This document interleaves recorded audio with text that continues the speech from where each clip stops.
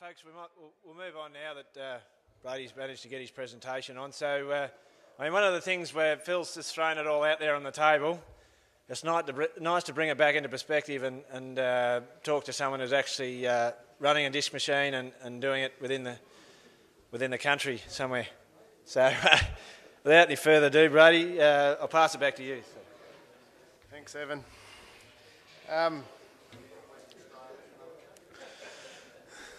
Yeah, it is the same country, but I question the relevance because it's vastly different from anything I've seen over here. But our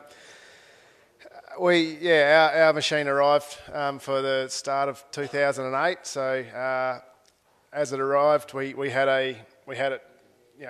come out of a drought period, so we weren't in the mood of spending a lot of money. It's just 12 metre fixed machine. There's no fold on it. It's got the parallel, as you can see. We went for the 26-inch discs because our sand's just so soft that we felt that they were the only things that would roll along. We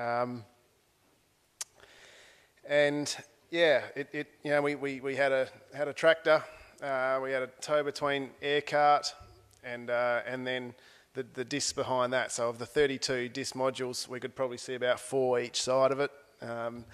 And we had a camera set up, and we got the crop in and we pulled it off, but it was so far from ideal. So the first thing that we had to modify was to get that disc machine up behind the tractor so we could work with it.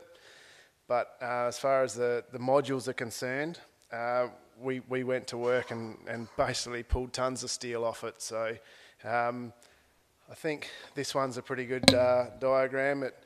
You can see the mud scrapers on the discs. They were the first things to go. This is very similar to our machine, but they were just excess drag. So anything that causes the disc to stop turning straight away just impedes on our ability to get accurate seed placement. So we pulled all them off.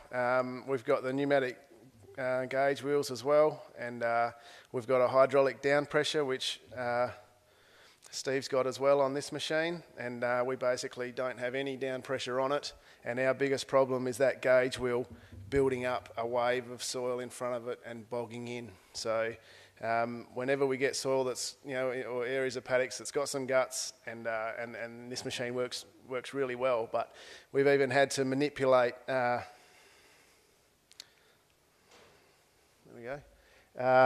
amount of spaces that we put in here to adjust the height that the toolbar sits from the ground as to adjust the angle that lays back. So if we have those hydraulics down as far as they go, it's too much down pressure on this, and it just doesn't sew properly. So that's just a few. We pulled all these diffusers off. After the second year, they just blocked up and created blockages for us. So, and then secondly, we just create so much dust in this period, in this area back here, that these big wheel bearings here, we were probably doing about 4 or 5 of them a season, and that's just way too time consuming. It's 5-6 hours to change one of those, and depending on how bad it got before it got noticed. So we've now installed automatic greasers on them. They just mount on the side frame, and the hose just comes down to the grease nipple there, and they just look like those hats with the beer cans in them. The hoses come down on your head, and we didn't do any of those this year, so that was a good addition. But the press wheels, we were over greasing them, so we were just blowing seals out of them, and had a nightmare seeding the second year. The first year everything was new, worked fine, but the second year they just completely fell to bits.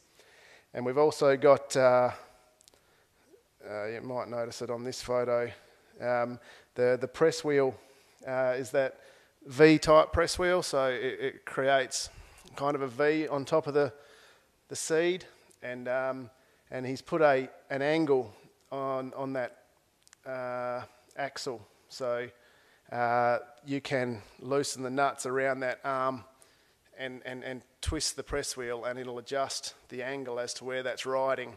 And it's just too much accuracy required, because if that channel's we have to create a depression right on top of our seed, because the majority of the time we're not actually sowing into moisture. So any rain that falls, we need to kind of direct it to where we want to go without being overly aggressive on that. We've moved away from creating big ridges that our air hoe drills are doing. Like, we're trying to get away from that. But so we've gone to a rounded 100 mil press wheel. So it creates, you know, more of a depression than a V as such. And that seems to have been an improvement. But once again, we get good establishments on the air hoe drills because they have so much down pressure, you know, after we've sown the seeds, and we can't get that with this machine. So we're making that bigger. We're going to have a bigger diameter press wheel, and yeah, hopefully we can account for some of those issues. So yeah, there's probably a few other things that we've changed on there, but basically it's the rotating disc that is paramount. We've got to make sure that disc just doesn't block up. So we took our rotary shields off. They weren't too bad, but it was just another set of bearings, and we just go through too many bearings on the sand. The dust just creates too many issues for us. So we've gone to a duocone seal bearing on the gauge wheel. So that's that bearing in there. It's an oil bath type bearing that worked very well. Again, they were all new this year, and if we can run them on our press wheels as well, I think we're going to alleviate some of our bearing issues. Yeah, we got compaction. Obviously, is again one of the main issues that we're all facing, and